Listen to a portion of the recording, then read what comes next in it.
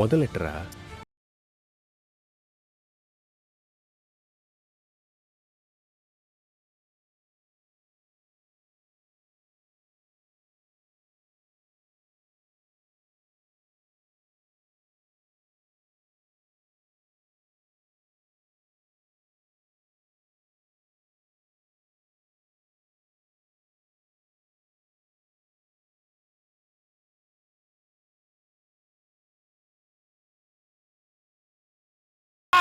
Zero ಇಂದ ಮಾಡಲು zero ಮೊದಲ ಲೆಟರ್.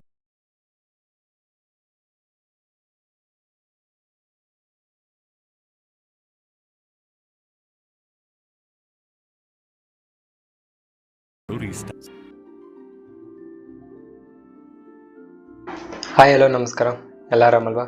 ಸೊ ನಾವು ಇವತ್ತು CHSL ಹಬ್ಬದ ದಿನ CHSL ನೋಟಿಫಿಕೇಶನ್ ಬಿಟ್ಟಿದ್ದಾರೆ, ರಿಲೀಸ್ ಮಾಡಿದ್ದಾರೆ. ಸೊ ನೋಟಿಫಿಕೇಶನ್ ಫಸ್ಟ್ ನೋಡೋಣ, ಏನು ಎತ್ತ CHSL ಅಲ್ಲಿ ಏನೇನು ಪ್ರಿಫರೆನ್ಸ್ ಇದೆ, ಏನೇನು ಕೇಳ್ತಾರೆ, ಕ್ವಾಲಿಫಿಕೇಶನ್ ಏನು ಎಲ್ಲ ನೋಡ್ಕೊಳ್ಳೋಣ. ಸೊ ಅದಾದಮೇಲೆ ನೆಕ್ಸ್ಟ್ ವಿಡಿಯೋಲಿ ನಾವು ಮತ್ತೆ ಹೆಂಗೆ ರಿಜಿಸ್ಟರ್ ಮಾಡ್ಕೊಳ್ಳೋದು SSC ವೆಬ್ಸೈಟಲ್ಲಿ, ಅದಾದಮೇಲೆ ಹೆಂಗೆ ನಾವು ಅಪ್ಲೈ ಮಾಡೋದು ಕೂಡ ನೋಡೋಣ. ಸೊ ಫಸ್ಟ್ ನೋಟಿಫಿಕೇಶನ್ ನೋಡ್ಕೊಂಡ್ರೆ, ನೋಟಿಫಿಕೇಶನ್ಗೂ ನೋಡಬೇಕು ಅಂತಂದರೆ ಫಸ್ಟ್ ನಾವು ಎಲ್ಲಿ ಹೋಗ್ಬೇಕು ಅಂತಂದರೆ, SSC ಅವರು ಹೊಸ ವೆಬ್ಸೈಟ್ ಸ್ಟಾರ್ಟ್ ಮಾಡಿದ್ದಾರೆ.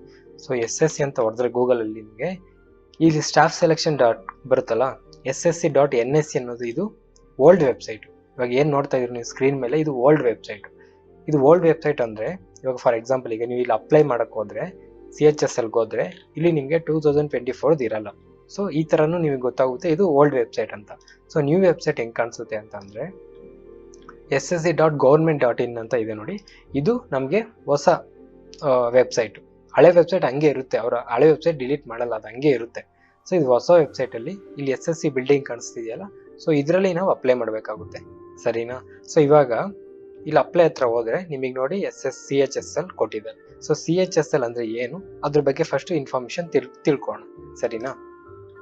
ಸೊ ಇಲ್ಲಿ ನೋಟಿಫಿಕೇಶನ್ ಬಿಟ್ಟಿದ್ದಾರೆ, ಸರಿ ನೋಡಿ, ಇಲ್ಲಿ notice of combined higher secondary level examination. So notification open ಮಾಡಿ ನೋಡಿದ್ರೆ CHSL ಅಂತ ಏನು ಅಂತ ಅಂದರೆ combined higher secondary level examination. ಅಂದರೆ PUC ಮುಗಿಸಿರ್ತಾರಲ್ಲ ಅವ್ರಿಗೆ ಸೆಂಟ್ರಲ್ ಗೌರ್ಮೆಂಟ್ ಜಾಬ್ಸ್, ಇದು ಸ್ಟೇಟ್ ಗೌರ್ಮೆಂಟ್ ಅಲ್ಲ, ಸೆಂಟ್ರಲ್ ಗೌರ್ಮೆಂಟ್ ಜಾಬ್ಸು. ಯಾರು ಕಂಡಕ್ಟ್ ಮಾಡ್ತಾರೆ? ಸ್ಟಾಫ್ ಸೆಲೆಕ್ಷನ್ ಕಮಿಟಿ ಕಂಡಕ್ಟ್ ಮಾಡೋದು, ಸರಿನಾ? ಇವಾಗ ಇದರಲ್ಲಿ ಅಪ್ಲಿಕೇಶನ್ ಯಾವಾಗ ಸ್ಟಾರ್ಟ್ ಆಯಿತು? ನಿನ್ನೆಯಿಂದ ಸ್ಟಾರ್ಟ್ ಆಗಿದೆ ಆ್ಯಕ್ಚುಲಿ, 8/4/2024 ಇಂದ. ಲಾಸ್ಟ್ ಡೇಟ್ ಯಾವತ್ತು? 7/5. ಅಂದರೆ ನಮಗೆ ಎಕ್ಸಾಕ್ಟಾಗಿ 1 ತಿಂಗಳು ಕೊಡ್ತಾರೆ. Last date and time for making online fees ಪೇಮೆಂಟ್ಗೆ ಲಾಸ್ಟ್ ಡೇಟ್ ಯಾವತ್ತು? 8ನೇ ತಾರೀಕು, ಸರಿನಾ? ಅದಾದಮೇಲೆ ಏನಾದ್ರು ಕರೆಕ್ಷನ್ಸ್ ಮಾಡೋಂಗಿದ್ರೆ ನಾವು 10th ಇಂದ 1 ಡೇ ಕೊಡ್ತಾರೆ, ಕರೆಕ್ಷನ್ಸ್ ಮಾಡ್ಕೊಬೋದು. ಸೊ ಇದರಲ್ಲಿ 2 ಟೈರ್ ಎಕ್ಸಾಮ್ ಇರುತ್ತೆ. ಸೇಮ್ ಇದು ಯಾಕೆ ಹೇಳ್ತಾ ಇದ್ದೀನಿ ಅಂತಂದರೆ, ಇನ್ನೊಂದು ಮೇಯ್ನ್ ಥಿಂಗು, ನಾವು ನಮ್ಮ ಚಾನಲಲ್ಲಿ ಮೇಯ್ನಾಗಿ SSC CGLಗೆ ಪ್ರಿಫರೆನ್ಸ್ ಕೊಡ್ತಾ ಇರೋದು, ಕರೆಕ್ಟ್ ಅಲ್ವಾ? ಸೊ SSC CGL ಬರೆಯೋಕ್ಕೆ ಮುಂಚೆ ನೀವು CHSL ಬರೀರಿ ಅಂತ ಕೂಡ ನಾನು ಹೇಳಿದ್ದೆ.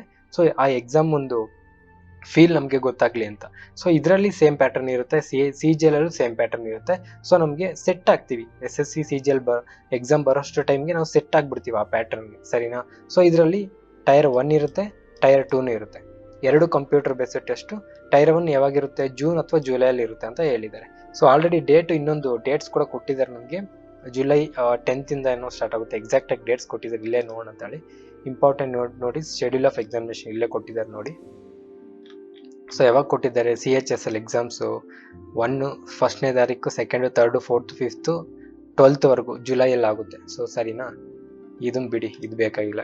ನಮಗೆ ನೋಟಿಫಿಕೇಶನ್ಗೆ ಬಂದರೆ, ಈಗ ಇದರಲ್ಲಿ ಏನೇನು ಪೋಸ್ಟ್ ಇರುತ್ತೆ ಅಂತ ಅಂದರೆ, lower divisional clerk, junior secretariat assistant, data entry operators, ಈ ಒಂದು ಜಾಬ್ಸ್ ಇದರಲ್ಲಿ ಇರುತ್ತೆ ನಮಗೆ ಮೇಯ್ನಾಗಿ. ಅಂದರೆ ಅಸಿಸ್ಟೆಂಟ್ ಆಗಿ ವರ್ಕ್ ಮಾಡೋದು ಅಥವಾ ಡಾಟಾ ಎಂಟ್ರಿ ಮಾಡೋದು. ಸೊ ಇದು ನಮಗೆ ಮೇಯ್ನು. ಎಲ್ಲಿ? ಸೆಂಟ್ರಲ್ ಮಿನಿಸ್ಟ್ರೀಸಲ್ಲಿ, ministry of railways, ministry of cultural ಇರುತ್ತಲ್ಲ, ಅದರಲ್ಲಿ ನಮಗೆ ಈ ಡಾಟಾ ಎಂಟ್ರಿ ಆಪರೇಟಿಂಗು ಇವೆಲ್ಲ ಮಾಡೋಕ್ಕೆ ಈ ಕೆಲಸಗಳನ್ನ ಮಾಡೋಕ್ಕೆ ನಮಗೆ ಇವಾಗ ನೋಟಿಫಿಕೇಶನ್ ಬಿಟ್ಟಿದ್ದಾರೆ, ಅಂದರೆ ಅಪ್ಲಿಕೇಶನ್ ಹಾಕಕ್ಕೆ ಬಿಟ್ಟಿದ್ದಾರೆ. ಸೊ ಪೇ ಸ್ಕೇಲ್ ಎಷ್ಟು ಅಂತಂದರೆ ಲೆವೆಲ್ 2, ಲೆವೆಲ್ 6, 7 ಅನ್ನೋದು ಟಾಪು. ಇದು ಲೆವೆಲ್ 2 ಇಂದ ಸ್ಟಾರ್ಟ್ ಆಗುತ್ತೆ. 19,000 ಇಂದ 63,000 ಬರ್ಬೋದು ಸಂಬಳ, ಓಕೆನಾ? ಡಾಟಾ ಎಂಟ್ರಿ ಆಪರೇಟರ್ಸ್ಗೆ ಲೆವೆಲ್ 4 ಇದೆ, ಲೆವೆಲ್ 5 ಕೂಡ ಇದೆ. ಸೊ ಲೆವೆಲ್ 5 29,200 ಇಂದ 92,000 ಬರ್ಬೋದು. ಹೈಯೆಸ್ಟ್ ಲೆವೆಲ್ ಅಂತ ಅಂದರೆ ಇವಾಗ ಕರೆಂಟ್ ನಡೀತಿರೋ level pay level 7. Data entry operator grade ಎಗೆ 25 ಇಂದ 81,000 ಬರುತ್ತೆ. ಈಗ ವೇಕೆನ್ಸೀಸ್ ಎಷ್ಟಿದೆ ಅಂತ ನೋಡಿದ್ರೆ ವೇಕೆನ್ಸೀಸ್ ಕರೆಂಟ್ಲಿ 3712 ಟೋಟಲ್ ಇಂಡಿಯಾದಲ್ಲಿ ಕೇವಲ 3712 ವೇಕೆನ್ಸೀಸ್ ಅಲ್ವಾ. ಇದಕ್ಕೆ ನೋಡಿ ಆಲ್ಮೋಸ್ಟ್ 10 ಲಕ್ಷದಿಂದ 15 ಲಕ್ಷ ಅಪ್ಲಿಕೇಶನ್ಸ್ ಬರುತ್ತೆ ಇದಕ್ಕೆ. ಸೊ ನಾನು SSC CGL ಬರೀಬೇಕು ಅಂತ ಅನ್ಕೊಂಡಿರೋರು ಕೂಡ ದಯವಿಟ್ಟು ಇದಕ್ಕೆ ಅಪ್ಲೈ ಮಾಡಿ. ಎಕ್ಸಾಮು ನಿಮ್ಗೆ ಆ ಫೀಲ್ ಗೊತ್ತಾಗುತ್ತೆ. ಎಕ್ಸಾಮಲ್ಲಿ ಬರೀ 1 hour ಕೊಡ್ತಾರೆ, ಆ ಟೆನ್ಷನ್ ಎಲ್ಲ ನಿಮ್ಗೆ ಇಲ್ಲಿ ಸ್ವಲ್ಪ ಎಕ್ಸ್ಪೀರಿಯನ್ಸ್ ಆಗುತ್ತೆ, ಸರಿನಾ. ಸೊ ಇವಾಗ ರಿಸರ್ವೇಶನ್ಗೆ ಬಂದ್ರೆ ಯಾರ್ಯಾರು ಅಪ್ಲೈ ಮಾಡ್ಬೋದು, SC ಅವರು, ST, OBC ಇವರೆಲ್ಲ ಅಪ್ಲೈ ಮಾಡ್ಬೋದು, ಸರಿನಾ. ಈಗ ನ್ಯಾಷನಾಲಿಟಿ ಬಂದ್ರೆ ಇಂಡಿಯಾದಲ್ಲಿ ಹುಟ್ಟಿದ್ರೆ ನೀವು ಇದಕ್ಕೆ ಅಪ್ಲೈ ಮಾಡ್ಬೋದು, ತಲೆ ಕೆಡ್ಸ್ಕೊಂಬಿಡಿ. ನೆಕ್ಸ್ಟ್ ಏಜ್ ಲಿಮಿಟ್ ಬಂದು 18 to 27 years, ಸರಿನಾ. 18 years ಆಗಿರ್ಬೇಕು, 27 years ಒಳಗಿರ್ಬೇಕು, ಓಕೆನಾ. ಕ್ಯಾಂಡಿಡೇಟ್ಸ್ ಬಾರ್ನ್ ನಾಟ್ ಬಿಫೋರ್ 2/8/1997, 2/8 ಅಂದ್ರೆ 1/8/1997 ಅಲ್ಲಿ ಬಾರ್ನ್ ಆಗಿರ್ತಾರಲ್ಲ ಅವರು ಕೂಡ ಇದಕ್ಕೆ ಅಪ್ಲೈ ಮಾಡಕ್ ಆಗಲ್ಲ. ಅರ್ಥ ಆಗ್ತಿದೆಯಲ್ವಾ. ಕ್ಯಾಂಡಿಡೇಟ್ಸ್ ಬಾರ್ನ್ ನಾಟ್ ಬಿಫೋರ್ 2/8/1997, ಅರ್ಥ ಆಯ್ತಲ್ವಾ. ಯಾವ್ದ್ರ ಪ್ರಕಾರ ಈ 18 to 27 ತಗೊಂಡ್ರೆ ಅದಲ್ದೆ ಇನ್ನೊಂದೇನ್ ಕೊಡ್ತಾರಂತ ಅಂದ್ರೆ, ಈಗ ಬನ್ನಿ ಕ್ಯಾಟಗರಿ ಕೊಡ್ತಾರೆ, ರಿಸರ್ವೇಶನ್ ಕ್ಯಾಟಗರಿ ಕೊಡ್ತಾರೆ. ಸೊ SC ST ಅವ್ರಿಗೆ ಇದಕ್ಕೆ 27 years ಅಂದ್ರಲ್ಲ, ಅದಕ್ಕೂ ಬಿಟ್ಟು ಇನ್ನೊಂದು 5 ವರ್ಷ ಕೊಡ್ತಾರೆ. OBC ಅವ್ರಿಗೆ ಇನ್ನೂ 3 years ಇರುತ್ತೆ. ಸೊ ಟೋಟಲ್ ಇವಾಗ 3A 2A ಎಲ್ಲ OBC ಕೆಳಗೆ ಬರುತ್ತೆ, ಸರಿನಾ. OBC ಅವ್ರಿಗೆ ಟೋಟಲ್ 30 years ಆಗುತ್ತೆ, ಅರ್ಥ ಆಗಿದೆಯಲ್ಲ. ಏಜ್ ಲಿಮಿಟ್ 30 years ಇರುತ್ತೆ. ಸೊ ತಲೆ ಕೆಡ್ಸ್ಕೊಂಬೇಡಿ. ನೆಕ್ಸ್ಟ್ ಇವೆಲ್ಲ ಡಿಫೆನ್ಸು, PWD, ಡಿಸಬಿಲಿಟಿ ಇರೋದು ಅದೆಲ್ಲ ನಿಮ್ಗೆ ಬೇಕಾಗಿಲ್ಲ. ಇನ್ ಕೇಸ್ ಡಿಸಬಿಲಿಟಿ ಇರೋರು ಕೂಡ ಅವ್ರಿಗೆ ಸಪ್ರೇಟ್ ಆಗಿ ಒಂದಷ್ಟು ಇಯರ್ಸ್ ಕೊಟ್ಟಿರ್ತಾರೆ. ನೆಕ್ಸ್ಟ್ ಇದೆಲ್ಲ ಜಸ್ಟ್ ಏನು ಡಿಸಬಿಲಿಟಿ ಅಂದ್ರೆ ಏನು, ಅವರೆಲ್ಲ ಹೆಂಗ್ ಅಪ್ಲೈ ಮಾಡ್ಬೇಕು, ಅದು ಜಸ್ಟ್ ಅದ್ರ ಬಗ್ಗೆ ಡೀಟೇಲ್ಸ್ ಕೊಟ್ಟಿರ್ತಾರೆ, ಅದ್ರ ಬಗ್ಗೆ ನಿಮ್ಗೆಲ್ಲ ಎಕ್ಸ್ಪ್ಲನೇಷನ್ ಬೇಕಾಗಿಲ್ಲ. ನೆಕ್ಸ್ಟ್ ಇದೇನು ಪ್ರೋಸೆಸ್ ಆಫ್ ಸರ್ಟಿಫಿಕೇಟ್. ಈ ಸರ್ಟಿಫಿಕೇಟ್ಸು ನಮಗೆ ಮೇಯ್ನ್ ಆಗಿ ಇವಾಗ ನಿಮ್ಮ ಹತ್ರ OBC ಸರ್ಟಿಫಿಕೇಟ್ ಇರಬೇಕು, ಸೆಂಟ್ರಲ್ OBC ಸರ್ಟಿಫಿಕೇಟ್ ಇರಬೇಕು. ನಿಮಗೆ ಕಂದಾಯ ಭವನ್ ಹತ್ರ ಹೋದ್ರೆ OBC ಸರ್ಟಿಫಿಕೇಟ್ ಕೊಡ್ತಾರೆ. OBC ಸರ್ಟಿಫಿಕೇಟ್ಗೂ ಮುಂಚೆ ನಿಮ್ಮ ಹತ್ರ ಸ್ಟೇಟು ಸರ್ಟಿಫಿಕೇಟ್ ಇರುತ್ತೆ. ನಾರ್ಮಲ್ ಇವಾಗ ನಿಮ್ಮ ಕ್ಯಾಸ್ಟ್ ಸರ್ಟಿಫಿಕೇಟ್ ಅಲ್ಲಿ 3A 2A ಅಂತ ಇರುತ್ತೆ, ಕರೆಕ್ಟ್ ಅಲ್ವಾ. ಅದು ನಿಮಗೆ ಸ್ಟೇಟ್ ಸರ್ಟಿಫಿಕೇಟ್, ಅದ್ರ ಮೇಲ್ಗಡೆ ನಿಮ್ಗೆ ಕರ್ನಾಟಕ ಗೌರ್ಮೆಂಟ್ ಇರುತ್ತೆ. ನೀವು ಏನ್ ಮಾಡ್ಬೇಕು ಅಂತಂದ್ರೆ, ನಾನು ಟೆಲಿಗ್ರಾಮ್ ಚಾನಲ್ ಅಲ್ಲಿ ಸೆಂಟ್ರಲ್ OBC ಲಿಸ್ಟ್ ಕೊಟ್ಟಿದ್ದೀನಿ ನಮ್ಮ ರಿಜಿಸ್ಟರ್ ಟೆಲಿಗ್ರಾಮ್ ಚಾನಲ್. ಬೇಕಾದ್ರೆ ಡಿಸ್ಕ್ರಿಪ್ಷನ್ ಅಲ್ಲಿ ನಿಮ್ಗೆ ಲಿಂಕ್ ಇರುತ್ತೆ, ಅಲ್ಲಿ ಹೋಗ್ಬಿಟ್ಟು ಟೆಲಿಗ್ರಾಮ್ ಚಾನಲ್ ಅಲ್ಲಿ ಸೆಂಟ್ರಲ್ OBC ಲಿಸ್ಟ್ದು ನಾನು ಲಿಸ್ಟ್ ಕೊಟ್ಟಿದ್ದೀನಿ. ಅಂದ್ರೆ ಇವಾಗ ನೀವು ಕ್ಯಾಟಗರಿ ಇವಾಗ ಗೌಡಸ್ ಇರ್ತೀರಾ ಅಂತ ಅನ್ಕೊಳ್ಳಿ ಫಾರ್ ಎಕ್ಸಾಂಪಲ್, ಅವ್ರು ಆ ಗೌಡಸ್ ಅನ್ನೋದು ಸೆಂಟ್ರಲ್ OBC ಲಿಸ್ಟ್ ಅಲ್ಲಿ ಇದೆಯಾ ನೀವು ನೋಡ್ಕೊಬೇಕು ಫಸ್ಟ್. ಇದ್ರೆ ಮಾತ್ರ ನೀವು ಸೆಂಟ್ರಲ್ OBC ಸರ್ಟಿಫಿಕೇಟ್ಗೆ ಅಪ್ಲೈ ಮಾಡ್ಕೊಬಹುದು. ಸೊ ಸೆಂಟ್ರಲ್ OBC ಸರ್ಟಿಫಿಕೇಟ್ ಎಲ್ಲಿ ಕೊಡ್ತಾರೆ ಅಂತಂದ್ರೆ ಕಂದಾಯ ಭವನ್ ಅಲ್ಲಿ OBC ಸರ್ಟಿಫಿಕೇಟ್ ಬರೀ 1 ವರ್ಷ ನಮ್ಗೆ ವ್ಯಾಲಿಡಿಟಿ. ಆ 1 ವರ್ಷ ವ್ಯಾಲಿಡಿಟಿಗೆ ಹೋಗ್ಬೇಕಂತಂದ್ರೆ ನಮ್ಗೆ ಇಮಿಡಿಯೇಟ್ ನಾವು ಇವಾಗ ಇನ್ನೇನು ಅಪ್ಲಿಕೇಶನ್ ಡೇಟ್ ಮುಗಿಯೋಷ್ಟರಲ್ಲಿ ನಮಗೆ OBC ಸರ್ಟಿಫಿಕೇಟ್ ಇರಬೇಕು, ಸರಿನಾ. ಇನ್ ಕೇಸ್ ನೀವು OBC ಸರ್ಟಿಫಿಕೇಟು ಡೇಟ್ ಅಷ್ಟಲ್ಲಿ ಸಿಗ್ಲಿಲ್ಲ ಅಂತಂದ್ರೆ ತಲೆ ಕೆಡ್ಸ್ಕೊಂಬಿಡಿ. ಇನ್ ಕೇಸ್ ಇವಾಗ ಆಲ್ರೆಡಿ ನಿಮ್ಮ ಹತ್ರ ಇರುತ್ತಲ್ಲ ಕ್ಯಾಸ್ಟ್ ಸರ್ಟಿಫಿಕೇಟು, ಅದು ತಹಸೀಲ್ದಾರ್ ಲೆವೆಲ್ ಅಲ್ಲಿ ಇರೋದ್ರಿಂದ ಸೈನ್ ಆಗಿರ್ಬೇಕು. ಅಂದ್ರೆ ಎಲ್ಲ ಡಿಜಿಟಲ್ ಬರುತ್ತೆ. ಸೊ ತಲೆ ಕೆಡ್ಸ್ಕೊಂಡು ಒಂದು ಕ್ಯಾಸ್ಟ್ ಸರ್ಟಿಫಿಕೇಟ್ ಅನ್ನೋದು ನಿಮ್ಮ ಹತ್ರ ಇರಬೇಕು. ಇಲ್ಲ ಇಮಿಡಿಯೇಟ್ ಇವತ್ತೇ ಹೋಗಿ ಅಪ್ಲೈ ಮಾಡ್ಬಿಡಿ, 20 daysಗೆಲ್ಲ ಬರುತ್ತೆ. ಸೊ 20 days ಅಂದ್ರೆ ನಮಗೆ 1 month ಟೈಮ್ ಇದೆ ಯಾವುದಕ್ಕೆ ಅಪ್ಲಿಕೇಶನ್ ಹಾಕಕ್ಕೆ, ನಿಮ್ದು ವ್ಯಾಲಿಡ್ ಇರುತ್ತೆ, ಸರಿನಾ. ನಿಮ್ಗೆ ಯಾವತ್ತು ಲಾಸ್ಟ್ ಡೇಟು 7/5 ಅಲ್ವಾ, 8/5 ಡೇಟ್ಗೆ ನಿಮ್ಗೆ ಏನಾದ್ರು ಸರ್ಟಿಫಿಕೇಟ್ ಸಿಕ್ತು ಅಂತ ಅನ್ಕೊಳ್ಳಿ, ನೀವು ಅದಕ್ಕೆ ಎಲಿಜಿಬಲ್ ಇರಲ್ಲ ಮತ್ತೆ. ಅದಕ್ಕೋಸ್ಕರ ದಯವಿಟ್ಟು ಇವಾಗಲೇ ಹೋಗ್ಬಿಟ್ಟು ಅಪ್ಲೈ ಮಾಡ್ಕೊಳ್ಳಿ ಕಂದಾಯ ಭವನ. 50 ರೂಪಾಯಿ ಕೊಟ್ರೆ ಮಾಡ್ಕೊಡ್ತಾರೆ. ಇಲ್ಲ ಆನ್ಲೈನಲ್ಲಿ ನೀವೇ ಅಪ್ಲೈ ಮಾಡ್ಕೊಬೋದು, ಕಂದಾಯ ಭವನ ಹತ್ರ ಹೋಗಿ ಇಸ್ಕೊಬೋದು. ನೆಕ್ಸ್ಟ್ ಅರ್ಥ ಆಯ್ತಾ. ಅದಾದ್ಮೇಲೆ ನಿಮಗೆ ಪ್ರಾವಿಷನ್ ಟೈಮ್ ಇವೆಲ್ಲ ಸ್ಕ್ರೈಬ್ ಅಂದ್ರೆ ಅದೇ ಡಿಸಬಿಲಿಟಿ ಇರುತ್ತಲ್ಲ, ಸ್ವಲ್ಪ ಬ್ಲೈಂಡ್ ಇರ್ತಾರಲ್ಲ ಅವ್ರಿಗೆ ಸ್ವಲ್ಪ ಎಕ್ಸ್ಟ್ರಾ ಟೈಮ್ ಕೊಟ್ಟಿರ್ತಾರೆ, ಅಥವಾ ಇನ್ನೊಬ್ಬರನ್ನ ಕರ್ಸ್ಕೊಂಡ್ಬಂದು ಅವ್ರನ್ನ ಬರೆಸ್ತಾ ಇರ್ತಾರೆ. ಅದು ಅವ್ರಿಗೆ ಗೊತ್ತಿರುತ್ತೆ, ನೀವು ಅದಕ್ಕೆ ತಲೆ ಕೆಡ್ಸ್ಕೊಳ್ಳೋದೇನು ಬೇಕಾಗಿಲ್ಲ. ನೆಕ್ಸ್ಟ್ ಕ್ವಾಲಿಫಿಕೇಶನ್ ನೋಡಿ. For data entry operator DO grade A data entry operator ಇರ್ತಾರಲ್ಲ, ಅದರಲ್ಲಿ ministry of consumer affairs, food and public distribution and ministry of culture, ಈ 3 ಮಿನಿಸ್ಟ್ರೀಸ್ ಅಲ್ಲಿ ಇನ್ ಕೇಸ್ ಕೆಲಸ ಬೇಕು ಅಂತ ಅಂದ್ರೆ ಅವರು ಖಂಡಿತ ಸೈನ್ಸ್ ಸ್ಟ್ರೀಮ್ ತಗೊಂಡಿರ್ಬೇಕು. ಅದರಲ್ಲಿ ಒಂದು ಸಬ್ಜೆಕ್ಟ್ ಮ್ಯಾಥ್ಸ್ ಕೂಡ ಆಗಿರ್ಬೇಕು. ಅರ್ಥ ಆಗ್ತಿದಿಲ್ವಾ. ಸೊ ನೋಡಿ, ಸೈನ್ಸ್ ತಗೊಳ್ಳೋದ್ರಿಂದ ಎಷ್ಟೊಂದ್ಸಲ ಇಂಪಾರ್ಟೆಂಟ್, ನಮಗೆ ತುಂಬಾ ಯೂಸ್ಫುಲ್ ಸೈನ್ಸ್ ತಗೊಂಡ್ರೆ. ಸೊ ಇನ್ ಕೇಸ್ ಯಾರಾದ್ರೂ ನಿಮ್ಮ ರಿಲೇಟಿವ್ಸ್ ಯಾರೋ ಇರ್ತಾರಲ್ಲ, ಸ್ವಲ್ಪ ಓದೋರ್ಗೆ ಕಾಮರ್ಸ್ ಆಗಲಿ ಆರ್ಟ್ಸ್ ತಗೊಂತೀನಿ ಅನ್ನೋರಿಗೆ ದಯವಿಟ್ಟು ಸೈನ್ಸ್ ತಗೊಳಕ್ ಹೇಳಿ. ನೆಕ್ಸ್ಟ್ ಅದನ್ನ ಬಿಟ್ಟು ಮಿಕ್ಕಿದ ಎಲ್ಲರೂ 12th ಪಾಸ್ ಆಗಿದ್ದರೆ ಸಾಕು ಅಪ್ಲೈ ಮಾಡ್ಬೋದು. ಇಲ್ಲ ನಾನು ಇನ್ನು ಇವಾಗ 12th ಬರ್ದಿದ್ದೀನಿ, ನನಗೆ ರಿಸಲ್ಟ್ಸ್ ಇನ್ನು ವೆಯ್ಟ್ ಮಾಡ್ತಾ ಇದ್ದೀನಿ ಅಂತ ಅಂದರೆ ಪರವಾಗಿಲ್ಲ, ನೀವು ಅವರು ಕೂಡ ಅಪ್ಲೈ ಮಾಡ್ಬೋದು. ಅವರು 1/8/24 ಆಗಸ್ಟ್ 1ನೇ ತಾರೀಕಷ್ಟಲ್ಲೇ ಅವ್ರ ಕೈಯಲ್ಲಿ PUC ಮಾರ್ಕ್ಸ್ ಕಾರ್ಡ್ ಇದ್ದರೆ ಬರುತ್ತೆ ಅನ್ನೋ ಕಾನ್ಫಿಡೆನ್ಸ್ ನಿಮಗಿದ್ರೆ, ನಿಮಗೆ ಸಿಗುತ್ತೆ ಅಂತ ನಿಮಗೆ ಗೊತ್ತಿದೆ, ನೀವು ಕೂಡ ಅಪ್ಲೈ ಮಾಡ್ಬೋದು, ಏನು ಪ್ರಾಬ್ಲಮ್ ಇರಲ್ಲ. ಓಕೆನಾ? ಸೊ ಇವಾಗ ಇನ್ನು ಜಸ್ಟ್ PUC ಎಕ್ಸಾಮ್ಸ್ ಆಗಿದೆಯೋ ಇನ್ನೂ ಆಗಿಲ್ವೋ ನಂಗೆ ಗೊತ್ತಿಲ್ಲ. PUC ಎಕ್ಸಾಮ್ಸ್ ಆಗಿದ್ರೆ ಆಲ್ರೆಡಿ ಅವರು ಅಪ್ಲೈ ಮಾಡ್ಬೋದು. ಯಾವುದು ಸೆಕೆಂಡ್ PUC ಎಕ್ಸಾಮ್ ಆಗಿದ್ರೆ ಅವರು ಕೂಡ ಅಪ್ಲೈ ಮಾಡ್ಬೋದು. ನೆಕ್ಸ್ಟ್ ಅಪ್ಲೈ ಅನ್ನೋದು ನಾನು ನೆಕ್ಸ್ಟ್ ವಿಡಿಯೋ ಮಾಡ್ತೀನಿ. ಹೌ ಟು ಅಪ್ಲೈ ಅನ್ನೋದು ನಾನು ನೆಕ್ಸ್ಟ್ ವಿಡಿಯೋ ಮಾಡ್ತೀನಿ. ಫಸ್ಟ್ ರಿಜಿಸ್ಟರ್ ಆಗಬೇಕು, ಅದಾದಮೇಲೆ ಅಪ್ಲೈ ಮಾಡೋಣ.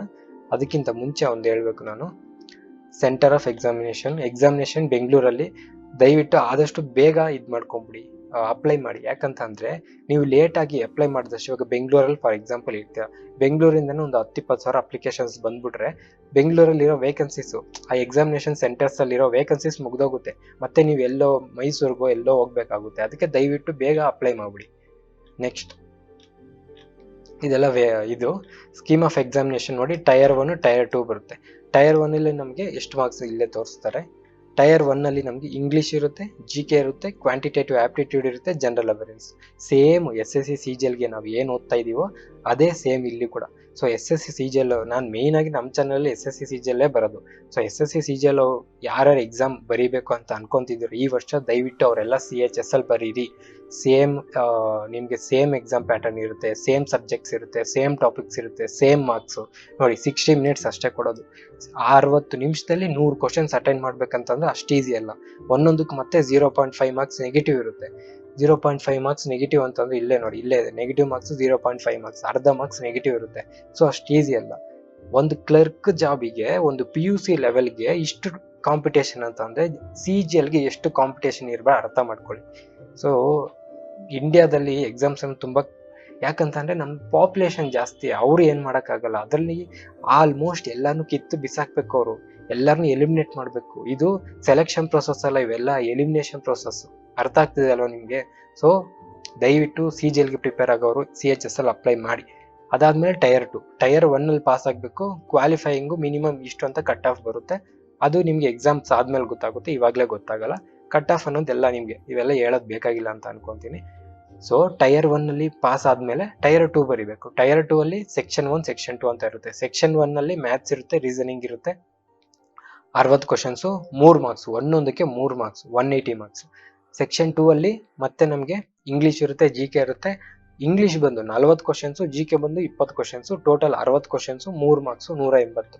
ಅರ್ಥ ಇದ್ದಿದಲ್ವಾ? ಅದಾದ್ಮೇಲೆ ಮತ್ತೆ ಕಂಪ್ಯೂಟರ್ ಟೆಸ್ಟ್ ಇರುತ್ತೆ, 15 ಕ್ವಶನ್ಸು, 3 ಮಾರ್ಕ್ಸು, 45 ಮಾರ್ಕ್ಸು. ಎಲ್ಲ ಕಂಪ್ಯೂಟರ್ ಟಿಕ್ಕಿಂಗ್ಗೆ, ಯಾವುದು ಬರೆಯೋದೇನು ಇರಲ್ಲ. ಅದಾದಮೇಲೆ ನಮಗೆ ಟೈಪಿಂಗ್ ಟೆಸ್ಟ್ ಇರುತ್ತೆ. ಟೈಪಿಂಗ್ ಟೆಸ್ಟು ಪರ್ ಮಿನಿಟು ನಾವು 35 ವರ್ಡ್ಸ್ನ ಟೈಪ್ ಮಾಡಬೇಕಾಗುತ್ತೆ. ಸರಿನಾ? 15 ನಿಮಿಷ ನಮಗೆ ಟೈಮ್ ಕೊಡ್ತಾರೆ. ಸೊ ನಾವು 35 ವರ್ಡ್ಸ್ ಪರ್ ಮಿನಿಟ್ ಆ ಸ್ಪೀಡಲ್ಲಿ ಟೈಪ್ ಮಾಡಬೇಕು. ಓಕೆನಾ?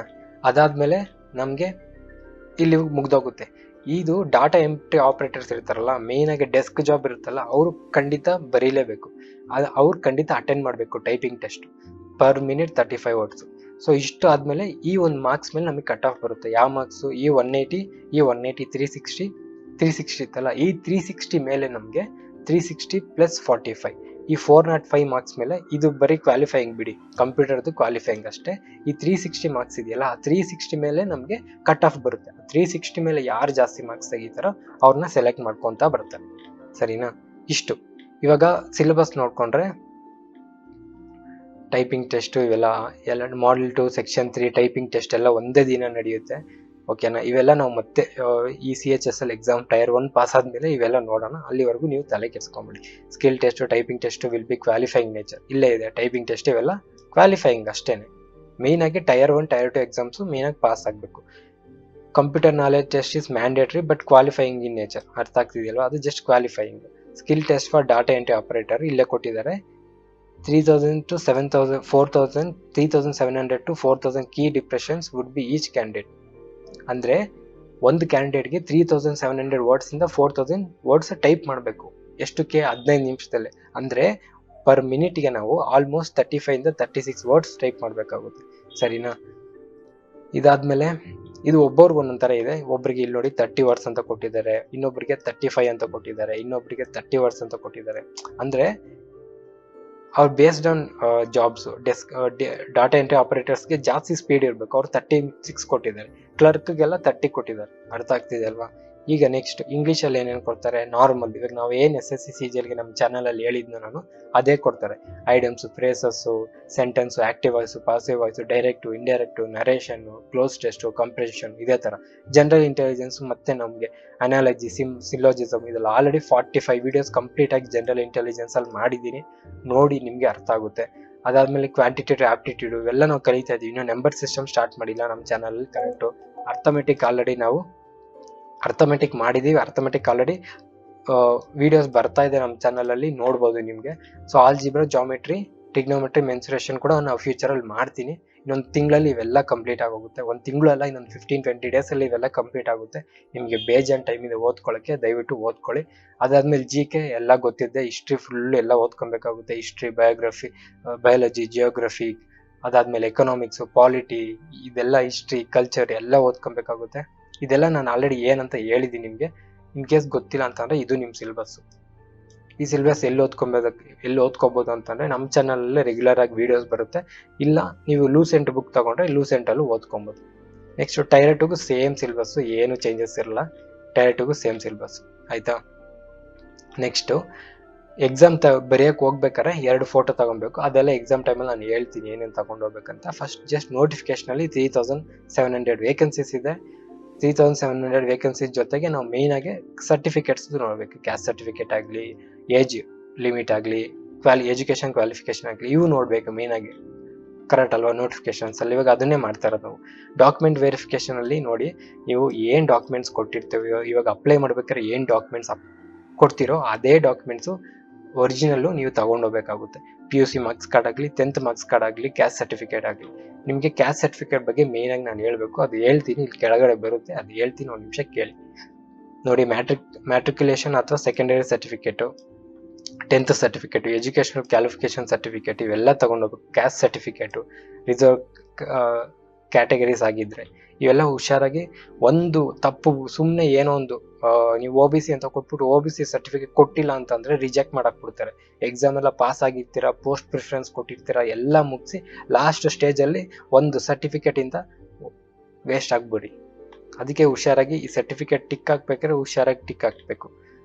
So next minimum marks under registered general ಅವರು 30 ಮಾರ್ಕ್ಸ್, ಮಿನಿಮಮ್ 30 ಮಾರ್ಕ್ಸ್ ತೆಗಿಬೇಕು. 100 30 ಮಾರ್ಕ್ಸ್, 200 30 ಮಾರ್ಕ್ಸ್ ಅಂದ್ರೆ 60 ಮಾರ್ಕ್ಸ್ ಬರಲೇಬೇಕು, ಆ ಥರ. ನೆಕ್ಸ್ಟ್ OBC ಅವರು 25 marks, all other categories 20 marks. Okay. So next candidates are there for required to accept preferred post preference ಅನ್ನೋದು ನಮಗೆ ಯಾವಾಗ ಬರುತ್ತೆ ಅಂತ ಅಂದ್ರೆ, ನಮಗೆ ಫೈನಲ್ ಎಕ್ಸಾಮ್ ಆಗುತ್ತಲ್ಲ, ಟೈರ್ 2 ಎಕ್ಸಾಮ್ ಆಗಿ ಇನ್ನೇನು ರಿಸಲ್ಟ್ ಬಿಡಕ್ಕೆ 1 ವಾರ ಮುಂಚೆ ಪೋಸ್ಟ್ ಪ್ರಿಫರೆನ್ಸ್ ಕೊಡ್ತಾರೆ. ಪೋಸ್ಟ್ ಪ್ರಿಫರೆನ್ಸ್ ಕೊಟ್ಟಿಲ್ಲ ಅಂತ ಅನ್ಕೊಳ್ಳಿ, ಅಲ್ಲಿ ಕೂಡ ರಿಜೆಕ್ಟ್ ಆಗೋಯ್ತೀರಾ. ಪೋಸ್ಟ್ ಪ್ರಿಫರೆನ್ಸ್ ನಿಮ್ಗೆ ಯಾವ ಪೋಸ್ಟ್ ಬೇಕು ಅಂತ ಅಲ್ಲಿ ನಾವು ಮೆನ್ಷನ್ ಮಾಡಬೇಕು. ಎಷ್ಟು ವೇಕೆನ್ಸೀಸ್, ಪ್ರತಿಯೊಂದು ಪೋಸ್ಟ್ ಅಲ್ಲಿ ಎಷ್ಟು ವೇಕೆನ್ಸೀಸ್ ಇದ್ದಾವೆ, ಬೆಂಗಳೂರಲ್ಲಿ ಎಷ್ಟಿದೆ, ಕರ್ನಾಟಕದಲ್ಲಿ ಎಷ್ಟಿದೆ, ಆಂಧ್ರದಲ್ಲಿ ಎಷ್ಟಿದೆ, ತಮಿಳ್ನಾಡಲ್ಲಿ ಎಷ್ಟಿದೆ, ಮಧ್ಯಪ್ರದೇಶದಲ್ಲಿ ಎಷ್ಟಿದೆ ಅಂತ ಅವ್ರು ಹೇಳ್ತಾರೆ ಕ್ಲೀನಾಗಿ. ಯಾವಾಗ ಇನ್ನೊಂದು ಸ್ವಲ್ಪ ದಿನ ಟೈರ್ 2 ಎಕ್ಸಾಮ್ ಮುಗ್ದೆ ಇನ್ನೊಂದು ಸ್ವಲ್ಪ ದಿನದಲ್ಲಿ ವೇಕೆನ್ಸೀಸ್ ಬಿಡ್ತಾರೆ. ಅಂದ್ರೆ district wise, zone wise vacancies ಬಿಡ್ತಾರೆ. ಅದರಲ್ಲಿ ಪೋಸ್ಟ್ ವೈಸ್ ಕೂಡ ಬಿಡ್ತಾರೆ. ಬೆಂಗಳೂರಲ್ಲಿ ಡಾಟಾ ಎಂಟ್ರಿ ಆಪರೇಟರ್ಗೆ ಇಷ್ಟಿದೆ, ಕ್ಲರ್ಕ್ಗೆ ಇಷ್ಟಿದೆ, ಅದರಲ್ಲಿ ನೀವು ನೋಡಿಕೊಂಡು ಚೂಸ್ ಮಾಡಲೇಬೇಕು. ನೀವು ಚೂಸ್ ಮಾಡಿಲ್ಲ ಅಂತ ಅಂದ್ರೆ ನೀವು ಮತ್ತೆ ರಿಜೆಕ್ಟೆಡ್. ಅರ್ಥ ಆಯ್ತಾ? ಸೊ ಟೈರ್ 1 ಎಕ್ಸಾಮ್ ಬರೀತೀರಾ, ಫಸ್ಟ್ ಅಪ್ಲೈ ಮಾಡಬೇಕು. ಅಪ್ಲೈ ಆದಾದ್ಮೇಲೆ ಟೈರ್ 1 ಎಕ್ಸಾಮ್ ಬರೀಬೇಕು. ಎಕ್ಸಾಮ್ ಪಾಸ್ ಆದ್ರೆ ಟೈರ್ 2 ಬರೀಬೇಕು. ಟೈರ್ 2 ಪಾಸ್ ಆದ್ರೆ ಪೋಸ್ಟ್ ಪ್ರಿಫರೆನ್ಸ್ ಕೊಡಬೇಕು. ಪೋಸ್ಟ್ ಪ್ರಿಫರೆನ್ಸ್ ಕೊಟ್ಮೇಲೆ ಡಾಕ್ಯುಮೆಂಟ್ ವೆರಿಫಿಕೇಶನ್ ಇರುತ್ತೆ. ಡಾಕ್ಯುಮೆಂಟ್ ವೆರಿಫಿಕೇಶನ್ ಜೊತೆಗೆ ಟೈಪಿಂಗ್ ಟೆಸ್ಟ್ ಇರುತ್ತೆ. ಟೈಪಿಂಗ್ ಟೆಸ್ಟ್ ಇವೆಲ್ಲ ಪಾಸ್ ಆದ್ಮೇಲೆ ನಮಗೆ ಕಾಲ್ ಲೆಟರ್ ಬರೋದು. ಇದೆಲ್ಲ ನಾನು ಏನ್ ಪ್ರೋಸೆಸ್ ಹೇಳಿದ್ನೋ ಅದೆಲ್ಲ ಜಸ್ಟ್ ನಮಗೆ ನಮ್ಮ ಚಾನಲ್ ಇಂಟ್ರೋ ವಿಡಿಯೋದಲ್ಲೇ ಹಾಕಿದೀನಿ. ನಾನು ರೀಸ್ಟಾರ್ಟ್ ಇಂಟ್ರೋ ವಿಡಿಯೋದಲ್ಲೇನೆ ಇವೆಲ್ಲ ಪ್ರೊಸೆಸ್ ಹಾಕಿದೀನಿ. ಜಸ್ಟ್ ಅದನ್ನ ನಾನು ಒಂದು ನೋಡಿದ್ರೆ ನಿಮ್ಗೆ ಕ್ಲೀನ್ ಆಗಿ ಗೊತ್ತಾಗುತ್ತೆ ಏನು ಅಂತ. ನೆಕ್ಸ್ಟ್ ನಾನು ಮೇಯ್ನ್ ಆಗಿ ನಿಮ್ಗೆ ಹೇಳ್ಬೇಕನ್ನೋದು ಈ ಕ್ಯಾಸ್ಟ್ ಸರ್ಟಿಫಿಕೇಟ್ ಬಗ್ಗೆ, ಅದನ್ನೇ ನೋಡ್ತಾ ಇದ್ದೀನಿ, ಹೇಳ್ತೀನಿ ತಾಳಿ. ಇದೆಲ್ಲಿ ಅಂತ ಹುಡುಕ್ತಾ ಇದ್ದೀನಿ. ಟೈಪ್ ಆಫ್ ಮ್ಯಾಲ್ ಪ್ರಾಕ್ಟೀಸಸ್, ಇದೆಲ್ಲ ನೀವೇನು ಮಾಡಲ್ಲ. ಇನ್ ಕೇಸ್ ನೀವೇನಾದ್ರು ಮಾಲ್ ಪ್ರಾಕ್ಟೀಸ್ ಮಾಡಿದ್ರೆ, ಕಾಪಿ ಹಿಡಿಯೋದಾಗ್ಲಿ, ಫೋನ್ ತಗೊಂಡು ಹೋಗೋದಾಗ್ಲಿ, ಮಿಸ್ಬಿಹೇವ್ ಮಾಡೋದಾಗ್ಲಿ, ಇವೆಲ್ಲ ನೋಡಿ ಜೈಲ್ಗೆ ಹಾಕ್ತಾರೆ. ಎಷ್ಟೆಷ್ಟು ವರ್ಷ ಅನ್ನೋದು ಕೂಡ ಕೊಟ್ಟಿದ್ದಾರೆ. ಸೊ ಅಂತ ಗಬ್ ಕೆಲಸ ಮಾಡಕ್ ಹೋಗ್ಬೇಡಿ. Commission's decision final importance notice to candidates. ಇದು ಬರೀ ನಮಗೆ ಏನು English before applying candidates go through the instruction given the notice. Okay, CHSL ಬಂದು ನಮಗೆ ರೀಜನಲ್ ಲ್ಯಾಂಗ್ವೇಜಸ್ ಅಲ್ಲಿ ಕೂಡ ಇದೆ, ಬರೀ ಇಂಗ್ಲಿಷ್ ಮತ್ತೆ ಹಿಂದಿಲಲ್ಲ, ಒಂದು ನಮಗೆ 15 ಲ್ಯಾಂಗ್ವೇಜ್ ಅಲ್ಲಿ ಇದೆ. 15 ಲ್ಯಾಂಗ್ವೇಜ್ ನಾನು ತೋರಿಸ್ತೀನಿ, ಒಂದು ನಿಮಿಷ ಇರಿ. ಸೊ ಇದು ನಮಗೆ ಸರ್ಟಿಫಿಕೇಟ್ಸ್. ಇಲ್ಲಿ ಬನ್ನಿ ನೋಡಿ, caste regarding physical imitation, physical ಏನಾದ್ರು ಡಿಸಬಿಲಿಟಿ ಇದ್ರೆ ಈ ಒಂದು ಫಾರ್ಮ್ ಕೊಡಬೇಕಾಗುತ್ತೆ. ಅದಾದ್ಮೇಲೆ ನಮಗೆ under definition of person disability, blindness ಏನಾದ್ರು ಇದ್ದರೆ ಇದು ಕೊಡಬೇಕಾಗುತ್ತೆ. Undertaking of using own scribe ಅಂದರೆ ಅದೇ ಬ್ಲೈಂಡ್ನೆಸ್ ಇರ್ತಲ್ಲ, ಅವ್ರ ಬದಲು ಇನ್ನೊಬ್ರು ಯಾರು ಬಂದರೆ ಅವ್ರಿಗೆ ಒಂದು ಸರ್ಟಿಫಿಕೇಟ್ ಸೈನ್ ಹಾಕ್ಸ್ಕೊಂಡು ಬರಬೇಕಾಗುತ್ತೆ. ಅದಾದಮೇಲೆ ಡಿಸಬಿಲಿಟಿ ಇದೆಲ್ಲ ಓಕೆ, ಇದೆಲ್ಲ ನಮಗೆ ನಾರ್ಮಲ್ ಆಗಿ ಏನಿರಲ್ಲ. ಫಿಲ್ಲಿಂಗ್ ಅಪ್ಲಿಕೇಶನ್, ಇದೆಲ್ಲ ನಾನು ಅಪ್ಲಿಕೇಶನ್ ಹೇಳ್ತೀನಿ. ಅದಕ್ಕಿಂತ ಮುಂಚೆ ಇದು ಎಲ್ಲಪ್ಪ, ಇದು ಪಾರ್ಟ್ 2 ಅಪ್ಲಿಕೇಶನ್ ಫಾರ್ಮ್. ಇದೆಲ್ಲ ನಾನು ಅಪ್ಲೈ ಮಾಡ್ಬೇಕಾದ್ರೆ ಹೆಂಗೆ ಅಂತ ಹೇಳ್ತೀನಿ, ನೀವು ತಲೆ ಕೆಡ್ಸ್ಕೊಂಬೇಡಿ. ನೋಟಿಫಿಕೇಶನ್ನ ಕ್ಲಿಯರಾಗಿ ಅರ್ಥ ಮಾಡ್ಕೊಳ್ಳಿ, ಸುಮ್ಮನೆ ಅರ್ಜೆಂಟ್ ಮಾಡಬೇಡಿ. ಸೊ ಫೋಟೋ ಅಪ್ಲೈ ಮಾಡ್ಬೇಕಾದ್ರೆ ಫೋಟೋ ನೋಡಿ, ಇನ್ಮೇಲಿಂದ ಫೋಟೋ ನಿಮಗೆ ಡೈರೆಕ್ಟಾಗಿ ಲೈವಲ್ಲೇ ಫೋಟೋ ತಗೊಬೇಕಾಗುತ್ತೆ. ಫಸ್ಟ್ ಫೋಟೋ ತೆಗೆದು ಇಡಂಗಿಲ್ಲ. ಸೊ ಒಂದು ವೈಟ್ ಬ್ಯಾಕ್ಗ್ರೌಂಡು ಅಥವಾ ಏನೊಂದು ಚೆನ್ನಾಗಿರೋ ಬ್ಯಾಕ್ಗ್ರೌಂಡಲ್ಲಿ ಕ್ಲೀನಾಗಿ ಒಂದು ಫೋಟೋ ತಗೊಂಡು ಲೈವಲ್ಲಿ ಅಪ್ಲೋಡ್ ಮಾಡಬೇಕು. ನಾವು ಮುಂಚೆ ಅಂದರೆ ಫಸ್ಟೇ ಫೋಟೋ ತೆಗೆದು ಇಟ್ಕೊತಿದ್ವಿ, ಇವಾಗ ಹಂಗಲ್ಲ, ಲೈವಲ್ಲಿ ಅಪ್ಡೇಟ್ ಮಾಡಬೇಕಾಗುತ್ತೆ. ಸೊ ಇದು ಯಾವ್ದು ಎಕ್ಸೆಪ್ಟ್ ಇರಲ್ಲ ನೋಡಿ. ಈ ಥರ ಕಲರು ಬ್ಲರ್ ಆಗಿರೋದು, ಈ ಥರ ಸೆಲ್ಫಿ, ಈ ಥರ ಜಾತ್ರೆ ಫೋಟೋಸ್ ಎಲ್ಲ ತಗೊಳ್ಳಲ್ಲ, ರಿಜೆಕ್ಟ್ ಮಾಡಕ್ ಬಿಡ್ತಾರೆ. ಕ್ಲೀನಾಗಿರೋ ಫೋಟೋಸ್ ಹಾಕಬೇಕು. ಈಗ form of submit civil employees, next form of certificate, undertaking ex service men ನೋಡಿ. ಫಾರ್ಮ್ಯಾಟ್ ಆಫ್ SC ಸರ್ಟಿಫಿಕೇಟ್, ನಾರ್ಮಲಾಗಿ ಕಂದಾಯ ಭವನಲ್ಲಿ ಒಂದು ಸರ್ಟಿಫಿಕೇಟ್ ಸಿಗುತ್ತೆ, ಇಲ್ಲ ಈ ಒಂದು ಪ್ರಿಂಟ್ ತಗೊಂಡೋಗ್ಬಿಟ್ಟು ತಹಸೀಲ್ದಾರ್ ಆ ರೇಂಜಲ್ಲಿ ಸೈನ್ ಹಾಕ್ಬೇಕಾಗುತ್ತೆ. ಇನ್ನೊಂದು ಇಲ್ಲಿ ಬರುತ್ತೀವಿ, ಫಾರ್ಮ್ಯಾಟ್ ಆಫ್ ಇದು OBC, ನಾವು 3A 2A ಎಲ್ಲ ಇದರಲ್ಲೇ ಬರೋದು. Certificate to be produced by the other backward classes OBC. ಇಲ್ಲಿ ನೋಡಿ, list of authorities empowered to issue backward classes certificates will be the same as those empowered to issue schedule caste and schedule tribes. ಅಂದ್ರೆ ಯಾರ ಹತ್ರ sign ಮಾಡಿಸ್ಕೊಬಹುದು ಅಂತ ಅಂದ್ರೆ OBC certificate ಈ schedule caste ಅಲ್ಲಿ ಕೊಟ್ಟಿದಾರಲ್ಲ ಅಥಾರಿಟೀಸ್, ಸೇಮ್ ಅವ್ರ ಹತ್ರ ಅಂತೆ. ಯಾರ್ಯಾರು ಕೊಟ್ಟಿದ್ದಾರೆ ನೋಡಿದ್ರೆ, list of authorities empowered to issue schedule caste schedule tribe certificate ಯಾರ್ಯಾರು, district magistrate, additional magistrate, collector, deputy commissioner, ಇವರೆಲ್ಲ ಒಂದು ಫಸ್ಟ್ನೇ ಅವರು. ಸೆಕೆಂಡ್ ಲಿಸ್ಟ್ ಅಲ್ಲಿ ಏನ್ ಕೊಟ್ಟಿದ್ದಾರೆ, chief presidency magistrate, additional chief presidency magistrate, presidency magistrate.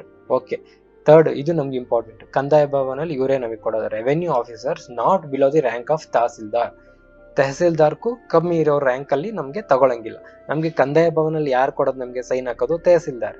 So ತಹಸೀಲ್ದಾರ್ದು ಇವಾಗ ಸ್ಟೇಟ್ ಸರ್ಟಿಫಿಕೇಟ್ ಇರುತ್ತಲ್ಲ, ನಮಗೆ ಕ್ಯಾಸ್ಟ್ ಸರ್ಟಿಫಿಕೇಟ್, ನಿಮ್ಮ ಹತ್ರ ಇರೋ ಸ್ಟೇಟ್ ಸರ್ಟಿಫಿಕೇಟ್ ಕ್ಯಾಸ್ಟ್ ಸರ್ಟಿಫಿಕೇಟ್ ಇದೆಯಲ್ಲ, ಅದು ತಹಸೀಲ್ದಾರ್ ಹತ್ರನೇ ಸೈನ್ ಆಗಿರುತ್ತೆ, ಡಿಜಿಟಲಿ ಸೈನ್. ಸೊ ಅದು ನಮ್ಗೆ ಇಲ್ಲಿ ಪ್ರೊವೈಡ್ ಅಂದ್ರೆ ನಾವು ಕೊಡ್ಬೋದು, ನಮ್ಗೆ ಅದು ಅಪ್ರೂವ್ ಮಾಡ್ತಾರೆ, ಸರಿನಾ. ಆದ್ರೆ ಅಪ್ರೂವ್ ಮಾಡ್ಬೇಕಾದ್ರೆ ನಿಮ್ಗೆ ಟೈಮ್ ಇರುತ್ತಲ್ಲ, ಅದು 5 years ಇರುತ್ತೆ. ಆ 5 years ಅನ್ನೋದು ನಿಮ್ಗೆ ಇನ್ ಕೇಸ್ ಅಪ್ಲಿಕೇಶನ್ ಡೇಟ್ ಅಷ್ಟಲ್ಲಿ ಮುಗ್ದೋಗಿದ್ರೆ ನಿಮ್ಗೆ ಕೊಡಲ್ಲ, ನೀವು ರಿಜೆಕ್ಟೆಡ್. ಅಪ್ಲಿಕೇಶನ್ ಡೇಟ್ ಮುಗಿಯೋ ಅಷ್ಟರಲ್ಲಿ ನಿಮ್ದು, ಇವಾಗ ಅಪ್ಲಿಕೇಶನ್ ಡೇಟ್ ಯಾವತ್ತು 7ನೇ ತಾರೀಕು ಮುಗೀತೈತೆ, 7/5/24, ಕರೆಕ್ಟ್ ಅಲ್ವಾ. ನಿಮ್ದು ಕ್ಯಾಸ್ಟ್ ಸರ್ಟಿಫಿಕೇಟು 7/6/5/24 ಏನಾದ್ರು ಮುಗೀತಿದ್ರೆ ನೀವು ರಿಜೆಕ್ಟ್ ಮಾಡ್ತಾರೆ. ಅದಕ್ಕೆ ಹೇಳ್ತಾ ಇರೋದು ದಯವಿಟ್ಟು ಹೋಗಿ ಮಾಡಿಸ್ಕೊಳ್ಳಿ ಅಂತ. ಅರ್ಥ ಆಗ್ತಿದೆ ಅಲ್ವಾ. ಸೊ ನಿಮ್ಗೆ ಹೊಸದು ವಿತಿನ್ 7/5/24 ಒಳಗಡೆ ಇರಬೇಕು ಹೊಸ ಸರ್ಟಿಫಿಕೇಟ್. ಇಲ್ವಾ ನಾವು ಸೆಂಟ್ರಲ್ದು ಮಾಡಿಸ್ಕೊಂತೀವಿ ಅಂತಂದ್ರೆ ಇವತ್ತೇ ಹೋಗಿ ಅಪ್ಲೈ ಮಾಡ್ಬಿಡಿ, ವಿತಿನ್ 20 days ಬರುತ್ತೆ. ಸೊ ಅಪ್ಲಿಕೇಶನ್ ಡೇಟ್ ಮುಗಿಯೋಷ್ಟು ಒಳಗಡೆನೆ ನಿಮ್ಗೆ ಆ ಒಂದು ಡೇಟ್ ಅನ್ನೋದು ಇರುತ್ತೆ. ಓಕೆನಾ. ಸೊ ಅದು ನಾನು ಮೇಯ್ನ್ ಆಗಿ ನಿಮ್ಗೆ ಹೇಳ್ಬೇಕು ಅಂತ ಅನ್ಕೊಂಡೆ. ಇಲ್ಲಿ ಬೆಳಗ್ಗೆ ಲ್ಯಾಂಗ್ವೇಜಸ್ ಕೂಡ ನೋಡಿದೆ, ಒಂದೇ ನಿಮಿಷ ಹಂಗೆ ಇರಿ. ಇಲ್ಲಿ ಲ್ಯಾಂಗ್ವೇಜಸ್ ಫಾರ್ ಎಕ್ಸಾಮಿನೇಷನ್ ನೋಡಿ, ಹಿಂದಿ ಇದೆ, ಇಂಗ್ಲಿಷ್ ಇದೆ, ಅಸ್ಸಾಮಿ, ಬೆಂಗಾಲಿ, ಗುಜರಾತಿ, ಕನ್ನಡ ಕೂಡ ಇದೆ. ಕನ್ನಡದವರು ಕೂಡ ಬರೀಬಹುದು, ಕನ್ನಡದಲ್ಲೇ ಇರುತ್ತೆ. ತೆಲುಗು ಇದೆ, ತಮಿಳ್ ಇದೆ, ಉರ್ದು ಇದೆ. ಸೊ ನಾರ್ಮಲ್ ಆಗಿ ಬೆಂಗಳೂರಲ್ಲಿ ಇರೋರು ಆಲ್ಮೋಸ್ಟ್ ಇಂಗ್ಲಿಷ್ ಪ್ರಿಫರ್ ಮಾಡ್ತಾರೆ. ಸೊ ಹಳ್ಳಿ ಸ್ವಲ್ಪ ರೂರಲ್ ಏರಿಯಾಸ್ ಅಲ್ಲಿ ಇರೋರು ಕನ್ನಡದಲ್ಲಿ ಮಾಡ್ತಾರೆ. So no problem. ನಿಮಗೆ ಸಿಲೆಬಸ್ ಏನು ಅಂತ ನಾನು ಆಲ್ರೆಡಿ ನಮ್ಮ ಟೆಲಿಗ್ರಾಮ್ ಅಂತೀನಿ, ಯೂಟ್ಯೂಬ್ ಚಾನಲಲ್ಲಿ ಹೇಳಿದ್ದೀನಿ. ಸೊ ಅದನ್ನು ಓದ್ಕೊಳ್ಳಿ.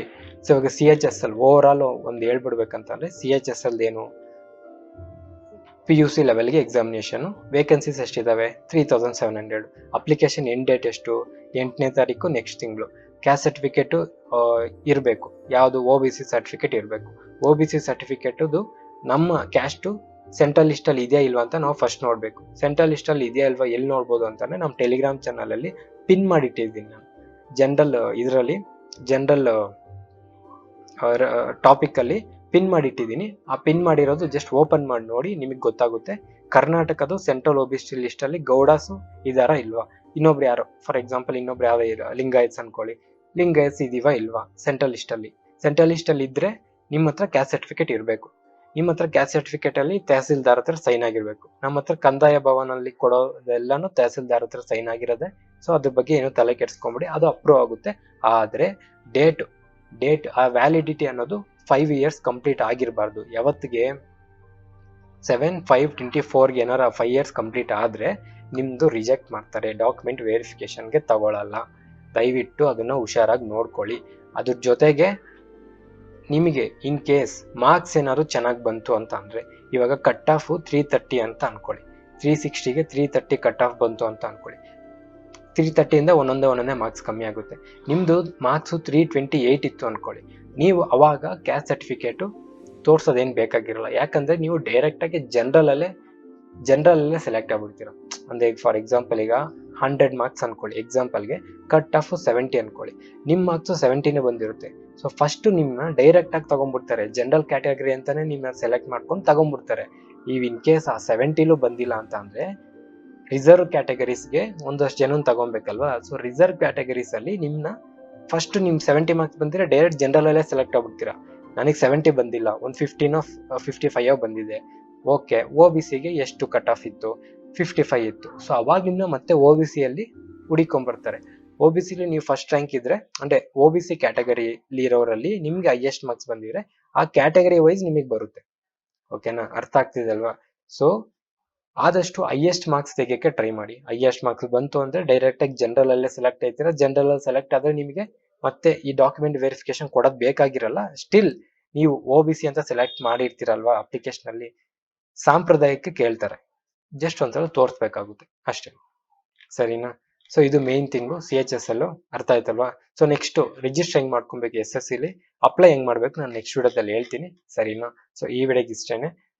ದಯವಿಟ್ಟು SSC CGL ಓದೋರು ದಯವಿಟ್ಟು ಸ್ಟಾರ್ಟ್ ಮಾಡಿ. ಓಕೆನಾ? ಇವತ್ತಿಂದನೇ ಸ್ಟಾರ್ಟ್ ಮಾಡಿ. ಸಿಲೆಬಸ್ ತುಂಬಾ ಇದೆ, ಕಾಂಪಿಟೇಷನ್ ಜಾಸ್ತಿ ಇದೆ, ಅರ್ಥ ಮಾಡ್ಕೊಳ್ಳಿ. Thank you so much. Bye.